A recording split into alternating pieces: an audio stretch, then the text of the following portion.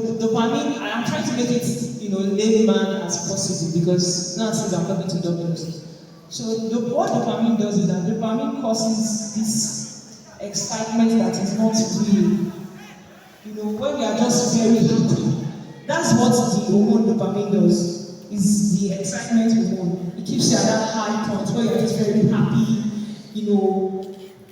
When you take a substance, it does not release the normal amount of dopamine. It releases like 10 times the normal dopamine that should be released by the body. Do you get it? Yes. Do you guys understand? So ideally, yes, dopamine can be released in the body, at when necessary. But when you take a substance, it causes your brain to, release dopamine 10 times the normal amount of dopamine. So the person is very high. That's why you hear the person say, the person is just high. The person is just unnecessarily happy.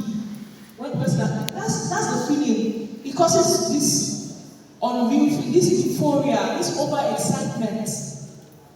The person is happy. That's the feeling people get when they take that kind of drugs, and they want to keep taking it because of that feeling they get. But guess what? The feeling is just for a short time.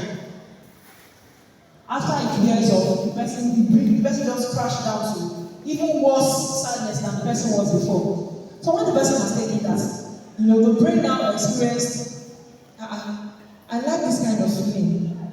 The brain gets the signal of that euphoria. When the person, that dopamine is released, the brain wants to continuously start feeling that kind of feeling. That excitement, that level of excitement that the person first felt when he took the substance. But that level of excitement is not real. It's not the normal metabolic way that God has created us to be.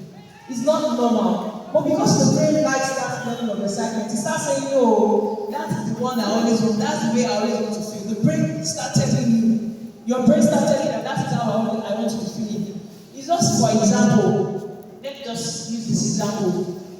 Of course, you know that you should eat normal food, the normal classes of food, rice, beans, carbohydrates. But maybe occasionally, once in a while, sometimes somebody took you out, got you ice cream, a big bowl of ice cream, a big box of chocolate, chicken, roasted chicken, very big sizes of roasted chicken, like 10, and so you are just enjoy yourself. You know that feeling you get. You are happy, I mean. You love it. Ice cream, chocolate. You want to, something like that. I really like this, the way this thing tasted. I want to keep having it. But it is not realistic for you to be having chocolate and ice cream and food every day. The person will develop diabetes. He will develop heart conditions. The person will be malnourished because he's got no nutrients. And you need nutrients to live. You get my point? It's not possible for anybody to live, to take chocolate ice cream breakfast, afternoon chocolate ice cream breakfast, and tomorrow pastries, meat and all of that. It's not possible for anybody to live on that for a long time. It's not realistic. It's not the normal thing we should live on. It's something that should happen occasionally. Right? So you should not say, because I like it, I want to start eating it every day. Is it realistic? It's not realistic. You can't live on that. You will not get any nutrients. There is no vitamins there. There is no protein. There is nothing there. The person can't survive on that. You get my point? In fact, nobody really wants to buy that that. So you can say it's not realistic. So the same thing that happens in the brain. That level of happiness is not realistic. It's not part of the normal. But because the brain has experienced it, you say, this is the way I want to be feeling, even when it's not realistic. And we now be sending signals to the person. And that's why, because the brain is now in control, those drugs they distort the normal function of the brain. They distort the way the brain perceives happiness, joy, and all of this. Because this kind of happiness is fake. It's just for a short period. Before you know, you come crashing down. That's why drugs will never the go-to if someone is sad or depressed. It should never be done because it will never solve the problem. It will add to the problem because the person will just be high for a short while, high in his behavior, and will now come back to ground zero, even less than zero, come back to worse than it was before. And when he's now back to where he was before, you now have to be depending on that one because when your brain starts telling you that this is how I want to be feeling, the brain will start disrupting the normal metabolism of the body. And the person will start misbehaving, the person doesn't take it, will not feel alright.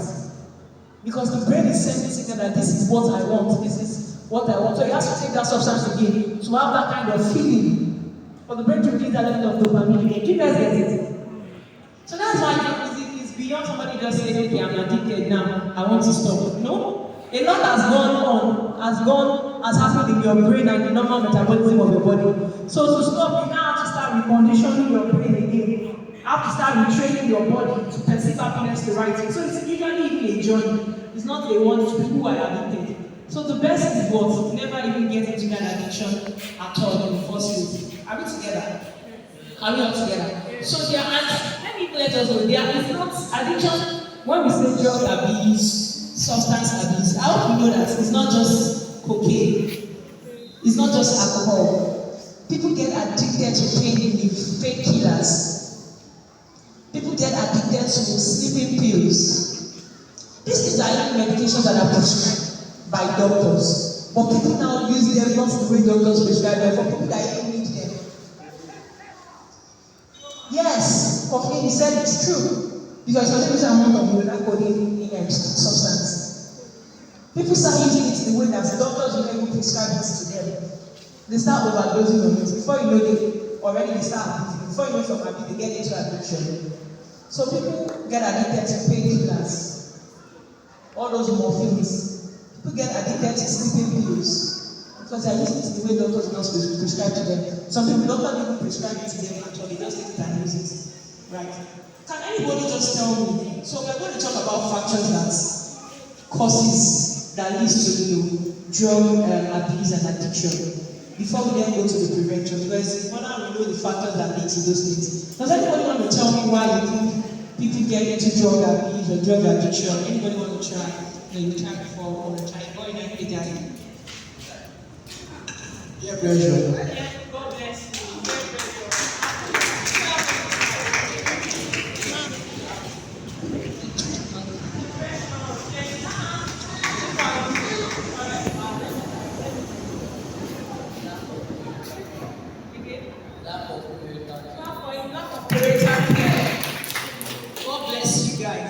Parental care, peer pressure. This my lady just wants on fire. Emotional abuse. Emotionally abused. And either it hasn't been just any session, you know it now. They're very good. They're very good. But it's peer pressure, emotional abuse. Trying to want to be like what you want to wanna be. Right? So the very first that you guys spoke about is where I'm going to touch on peer pressure. The feeling to want to fit in. Who says peer pressure? Yeah. That desire to want to fit in. And the funny thing is that growing up as teenagers, not all teenagers, because you're not really a normal man.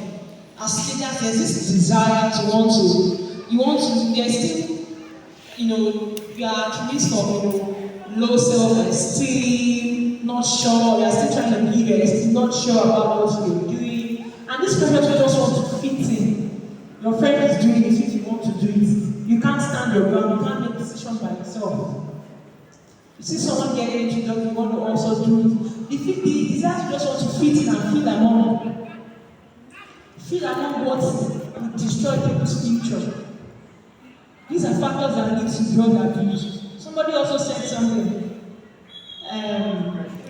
Depression. Thank you. Depression. I'm going to tie